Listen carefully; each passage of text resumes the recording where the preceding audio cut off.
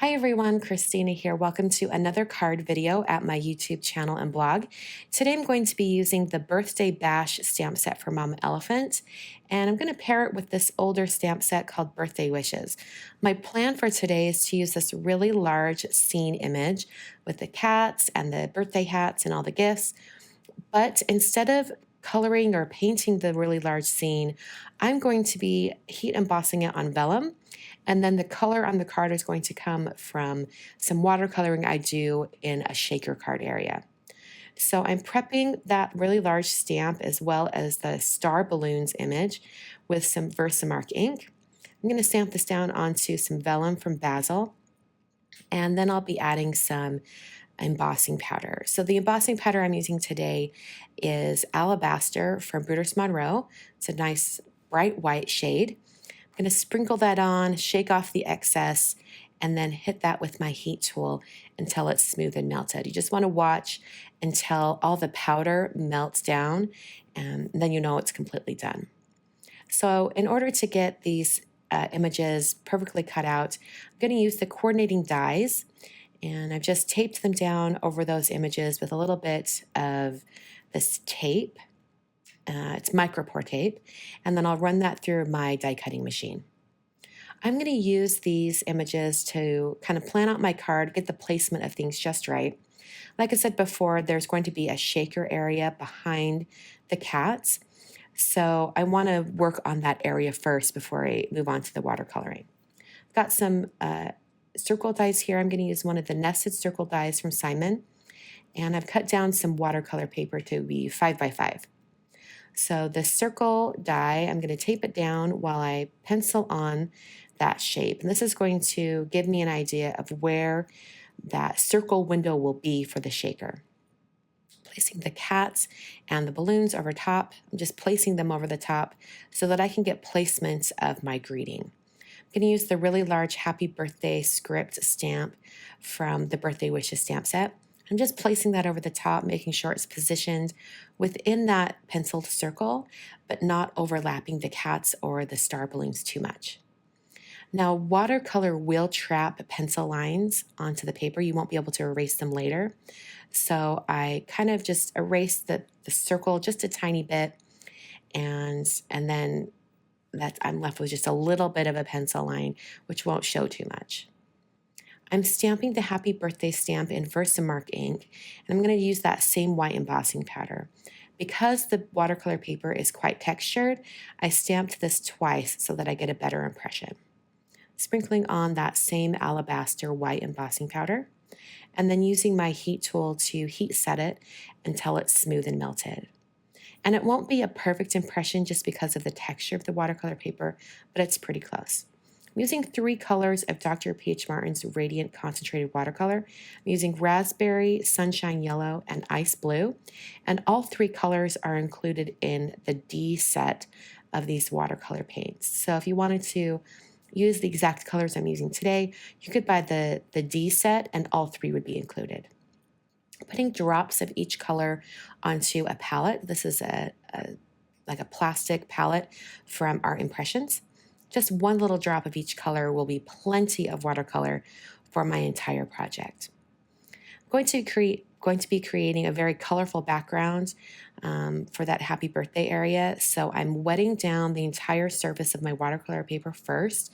That's going to allow the watercolors to really flow once I drop them onto the surface. So I did want to mention that I've taped down my watercolor paper to a hardboard, and in particular for this project, I've done it for 2 reasons. The first one is a reason you guys have heard me talk about before, which is taping down the watercolor paper helps it to dry flat. So when you're adding a ton of water to your backgrounds, it's paper that you're adding it to. So it's going to warp and get hills and valleys. And by taping it down, it's going to dry much more flat. And the other reason why I want to tape this down to a hardboard is what you're seeing on screen right now, which is lifting up that project and tilting it and kind of manipulating where the very, very wet puddles of color are running. You'll notice in the center area of this, I'm getting a little bit of a grayish tone over some of those colors. And that's because I'm mixing all three of that, the red, yellow, and blue. So I used my paper towel to sop up some of that color, and then I like dried it, and now I'm adding more intense color over the top, overlapping those shades to get more orange and green. And it's going to intensify those colors and also avoid that muddy area that I was getting right there in the center. I'm going to hit this with my heat tool one more time. When I use my heat tool over top of areas that are already embossed, I tend to keep my heat tool moving. I don't want it to stay in one area too long because I don't want to run the risk of remelting that heat embossing powder and then having it soak into the watercolor paper, and then you lose all of that heat embossing. So now I've got some white cardstock. I did trim down the watercolor piece, so I think it's about 4.5 by 4.5 at this point. And then I have this other piece of white cardstock. This is some Neenah Classic Crest Solar White cardstock, and that is cut to 5 by 5. And I'm using one of the Wave texture embossing folders from We Are Memory Keepers. Now this cardstock I'm using is really thick, and sometimes these really intense embossing folders can cause the cardstock to crack. So to prevent that, but still get a really good impression of that texture, I used a spray bottle. This is just the Tim Holtz Distress Sprayer, and I spritzed over the surface of that cardstock, and it just softens it enough so that I can then run it through my die cutting machine with an embossing folder. So you can see that really cool texture that I'm left with after I do that. And I'm now going to start assembling my shaker area. And for the dimension of the foam tape, I've got some 3M foam tape that I've doubled over, so it's 2 layers deep or thick. And then I cut it down the center just so it's a more narrow strip. It's a little bit easier to manipulate that way. All right, so before I use the foam tape, I need to put down my window plastic or my acetate for the front of the window. So I'm going to trim this down. This is just some heat-resistant acetate from hot off the press, but you definitely don't have to have heat-resistant. That's just what I had on hand. So I've glued that down with some Ranger Multimedia Matte Adhesive, and then I'm using my hands to really press that into that textured cardstock. I then took that foam tape that I cut earlier, removed the release paper on both sides, and then I was able to bend that foam and wrap it around the circle area of the window. So I'm going to use some sequins. These are actually crystal clear confetti sequins from Studio Katia, and I don't want too many in there, just a few. And then I'll take my watercolor piece and place that face side down right over the top of this shaker area. I'm going to make sure I press it into that foam tape really well, seal up that area so I don't have any sequins escaping from the shaker area. Pressing that down, and then I can turn this over and you can see all of that fun confetti inside. So it's all about just assembling the card now. I'm going to do the card base out of some Neenah Desert Storm cardstock. And this is going to be a finished size card of 5.5 by 5.5. So I scored that and folded it down.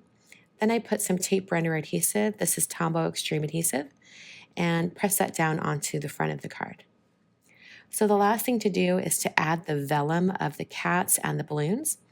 So because this image is so busy, there's a lot going on, I wasn't too concerned about glue or adhesive showing through the vellum. So I just did little dots of this Connect glue from Gina K over the noses on the animals or the centers of the bows on the presents, just little areas that were had a little more lines intersecting so that it would hide the adhesive, but all in all, this adhesive was hardly noticeable at all. So I'll press that down, and I want to make sure I really have a good amount of pressure pressing this down because of the texture of that white cardstock. Did little dots of adhesive on the balloons as well. And this is mostly going to go over that clear window plastic, so it's not going to have any problems adhering down to an uneven textured surface. So I'll press that down, and that finishes the card for today. Super simple and easy. The shaker area is really fun. You get a little bit of that confetti for kind of a birthday party look. And I really think it's fun, and it's a great way to use large scene images like this without having to color the entire scene itself. Thanks so much for watching today. I will catch you guys in another video very, very soon.